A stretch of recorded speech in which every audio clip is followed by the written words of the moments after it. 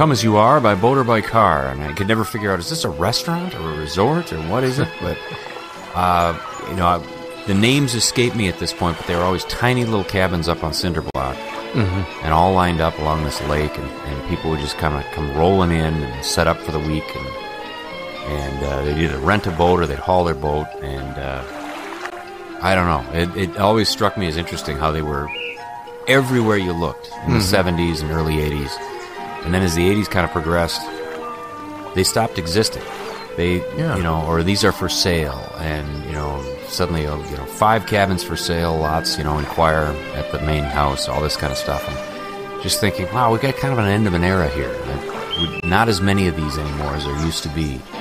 And, the Breezy Point area. And that's a huge one. And that was massive, turn of the century through even today, They still have people coming up there and all those places along Gull Lake by your place on the river. Sure. You drive around the lake, and there's some huge resorts that are still big names. And people spend a week or two there in the summer and pay a pretty price to be there,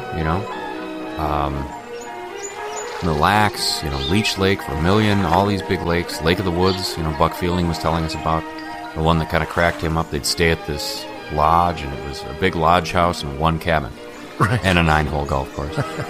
And just thinking back to some of these places, where have they all gone? I heard a piece on radio not too long ago where someone was kind of pining away about these good old days and how they were in touch with someone at the Resort Association for the state of Minnesota, and how there's somewhere around the number of 400 resorts left in the state. And how this is just kind of a piece of cabin country. I guess to some extent, the selling off of resorts kind of enhanced cabin country, and that all kinds of people now could buy cabins that were suddenly for sale. Sure. And, start their own chapter. But at the same time, certainly another chapter was closing, and that was it. It was wrapped up and done.